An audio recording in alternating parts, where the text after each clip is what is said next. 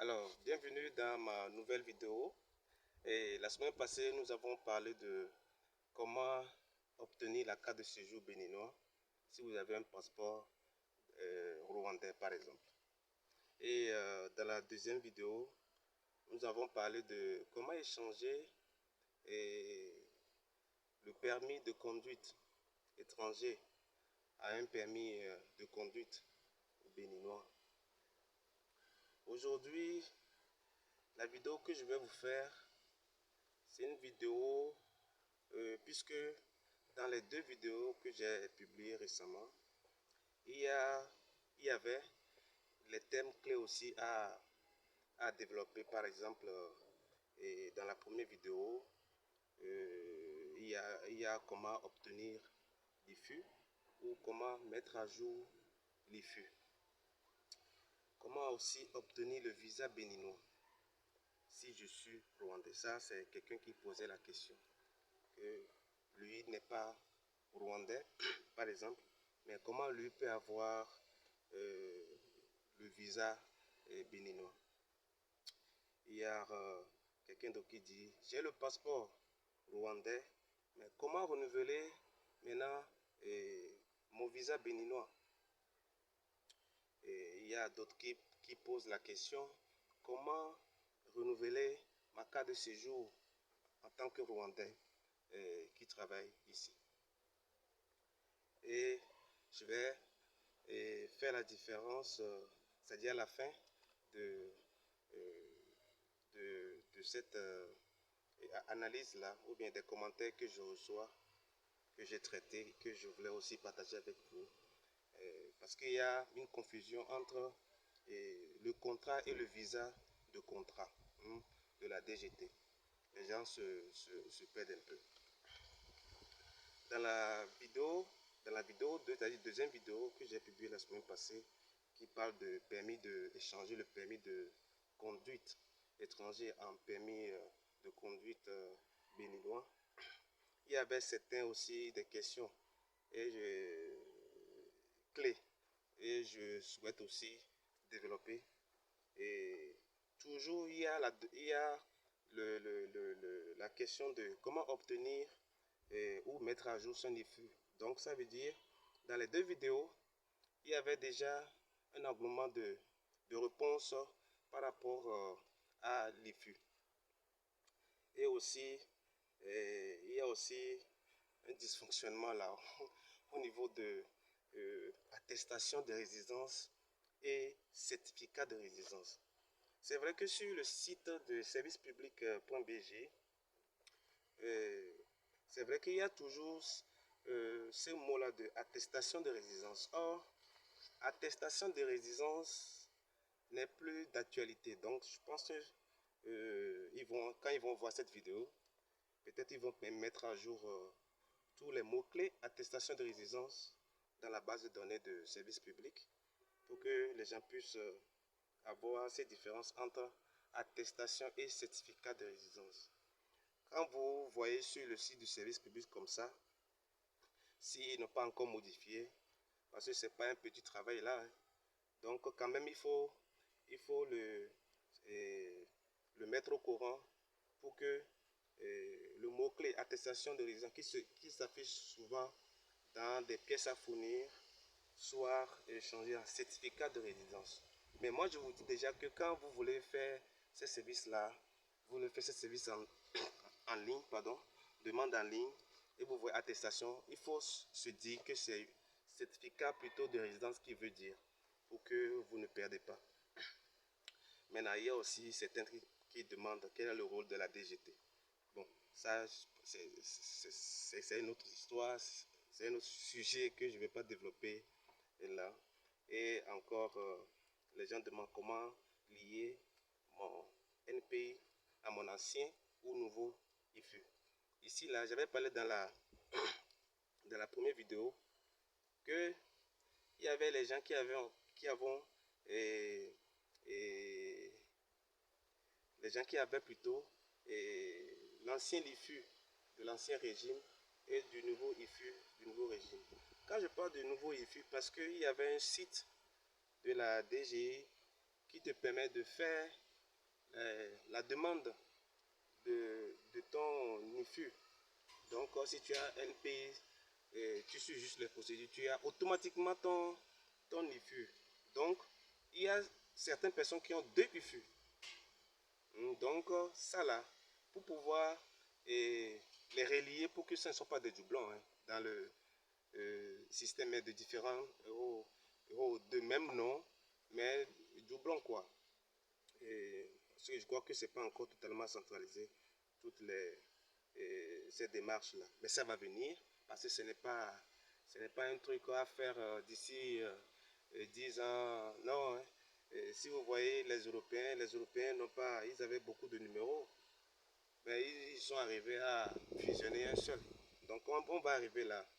L'essentiel qu'on a déjà une base centrale qui nous permet d'ajouter, de compléter, de modifier, d'améliorer, etc. Donc, comment lier son NPI à son ancien ou nouveau IFU? Il y a déjà le site de ifu.impôt.bj où il y a une partie, vous voyez, mettre à jour. Là, vous avez juste besoin de 2 choses, ou même 3 choses. Si vous avez 2 IFU, c'est-à-dire l'ancien et nouveau, ça veut dire que vous avez 2 IFU et un NPI. Donc, tu mets dans la case les informations NPI, IFU, ancien, tu peux commencer par ancien ou bien nouveau. En tout cas, tu fais le processus et tu vas mettre à jour et tu vas en même temps recevoir c'est-à-dire des confirmations par la DG par mail automatiquement. Ça marche. Donc, dans les 2 vidéos, voilà les thèmes que je dois encore développer. Donc, je vais juste parler juste un peu et progressivement, on va développer. Donc, dans la première vidéo, quand je viens de définir les thèmes clés à développer, j'ai parlé de l'IFU à mettre à jour. Donc, l'IFU, je viens de vous dire comment mettre ça à jour. Maintenant, pour ceux qui ont dit, je ne suis pas rwandais, donc j'ai pas besoin j'ai pas, qu'on appelle, j'ai pas cette opportunité d'avoir juste un tampon dans mon, qu'on appelle, dans mon passeport, qui est comme titre visa, quoi. Comment obtenir le visa béninois. Donc ça, je vais aussi développer parce que les pays ont des accords et peut-être dans la vidéo de demain, je vais vous parler des pays qui ont des accords avec le Bénin et qui n'ont pas besoin de visa. Demain, je vais vous faire une vidéo par rapport à ça. Maintenant, par rapport aux gens qui ont posé la question que j'ai le passeport rwandais et je vais renouveler mon visa. Alors, si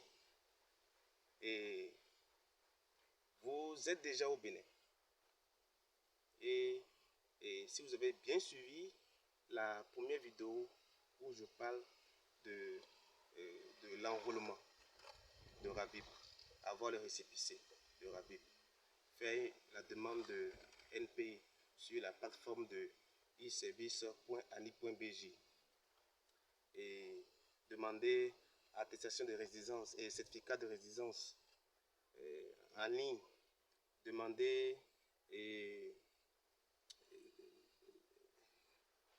comment on appelle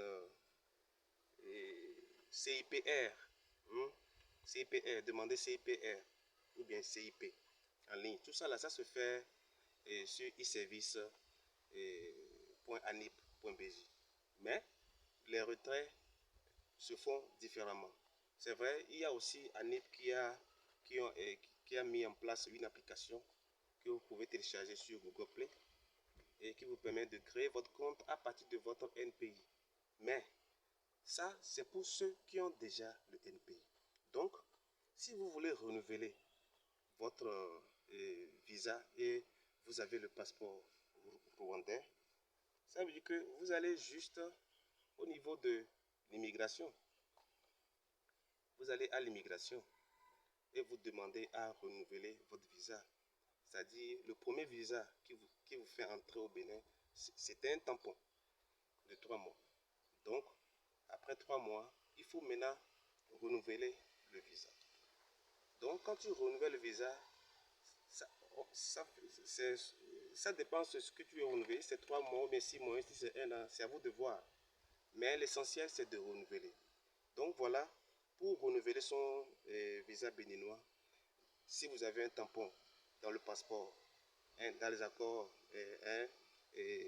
vous avez un passeport rwandais et vous avez un tampon, 3 mois après, il faut juste aller à l'immigration. Vous allez remplir la fiche avec 2 photos, je crois, et le montant de la durée du visa. Si c'est 3 mois, 6 mois ou bien 1 an, c'est à vous de voir. Et là, on vous donne un récépissé, c'est-à-dire un reçu. Et je pense que quand vous allez faire la demande même, et il y a l'empreinte digitale. Vous n'allez pas venir, on vous met juste le visa et puis vous partez. Non. Parce qu'on ne sait pas si vous avez déjà fait l'enrôlement de RAVIP. On ne sait pas. Donc, il faut qu'on contrôle. Il faut que l'État, vraiment, c'est bon, c'est sécurisé. C'est sécurisé. Il faut qu'on sait qui est qui, tout ça là. Et là, on te fait l'empreinte digitale. On te prend une photo. Et là, on te donne un reçu. De revenir en 72 heures, je crois. En 72 heures, tu as déjà ton visa dans le passeport. Maintenant, si vous voulez continuer à, comment on dit, la démarche pour avoir la carte de séjour, là, il faut suivre la première vidéo qui parle de comment obtenir la carte de séjour béninoise pour les étrangers des pays hors de la CEDEAO. D'accord? Et là, ça veut dire que vous avez déjà renouvelé première fois et vous venez de renouveler pour la deuxième fois. Donc, vous ne pouvez plus renouveler 3e fois. La 3e fois, il faut avoir la carte il faut faire la demande de la carte de séjour. C'est comme ça. Donc, ça, pour vous, vous avez un tampon, et après vous allez renouveler sur le terrain. Maintenant, ça vous fait déjà, qu'on appelle 2 visas, quoi. Donc, la 3e fois, il faut faire la demande de la carte de séjour. Maintenant, pour ceux qui me demandent, qu'on appelle, quelle est la différence entre le contrat ou le visa du contrat de la DGT? Bon, le contrat de travail pour les nationaux, c'est différent. Je vais aussi faire une vidéo là-dessus. Et ça veut dire que je vous ferai 2 vidéos. 2 vidéos. Et la prochaine fois. Donc, il y a deux types. Il y a contrat pour les nationaux et contrat pour les expatriés. Les contrats pour les expatriés, c'est la DGT qui donne visa. Oui, c'est la DGT qui donne visa. C'est lui qui approuve. Sinon, un expatrié, normalement, un expatrié, quand il doit faire les activités et tout ça là, il faut que qu'on appelle la DGT le protège. Donc, c'est la DGT qui donne le visa. Et c'est ce que l'immigration a besoin pour vous donner la carte de séjour. Pour pouvoir sécuriser aussi l'expatrié, sécuriser aussi les institutions. D'accord? Maintenant, dans la deuxième vidéo, j'avais développé certains mots-clés. Et je disais qu'on va mettre, on va le changer aussi. On a parlé de comment obtenir et mettre à jour les flux. Je viens d'expliquer encore. Donc c'est pour vous dire, il y a cette demande. Et aussi, j'avais parlé de la différence entre attestation de résidence et certificat de résidence. Comme je viens de le dire, l'attestation de résidence, en fait, c'est les mêmes, ça qu'on appelle, ça a la même valeur, mais seulement que les procédures ont changé et le nom aussi a juste changé. Mais ça a la même autorité, mais même valeur amplifiée, plus sécurisée. Voilà, c'est plus sécurisé. Donc, il n'y a plus d'attestation de résidence. Moi, ce que je sais ici au Bénin, c'est certificat de résidence. Maintenant, ça aussi, certificat de résidence, c'est parce que il faut voir la positivité de la chose. Moi, j'ai voyagé beaucoup et, et quand on voyage là, quand les gens qui quittent leur pays, hein, par exemple, quelqu'un qui quitte le Rwanda et il vient au Bénin, mais la première des choses, c'est grandir. C'est grandir parce qu'il a trouvé une opportunité, euh, il veut s'installer. Donc, cette personne aussi, en train de contribuer aussi dans le pays d'accueil comme ça. Et ce qui est ici, il va l'exporter vers son pays. Donc, ça fait la diversité professionnelle. Hein, professionnelle. Donc, le certificat de résidence, c'est un document vraiment à prendre au sérieux. Oui, c'est un document à prendre au sérieux parce que, par exemple, je parlais de voyage, que j'ai voyagé beaucoup et je donnais le cas euh, euh, d'import et d'export d'idées dans des pays d'origine ou bien d'accueil parce qu'il y a des opportunités où on peut mettre ici ou bien mettre de l'autre côté. Quand vous êtes, je trouve, quand je suis par exemple à, à Bomé-Calavi et j'ai reçu mon certificat de résidence de Agori, par exemple, dans le quartier Agori. Maintenant, il se peut que j'ai trouvé de l'emploi et je, je souhaite aller à l'ADA. D'accord? Et je pars comme ça. Si vous partez comme ça, vous vous déménagez vers Alada, hein, dans un quartier X. Vous savez que la commune d'Abomey-Calavi ne sera pas au courant de mon déménagement s'il n'y a pas un système de certificat de résidence. Parce que la différence entre le certificat de résidence et l'attestation de résidence, c'est que le certificat de résidence, hein, regorge toutes nos identités, nos informations réelles qui rassurent et qu'on appelle les institutions, qui rassurent les entreprises, qui rassurent même sur le plan mondial.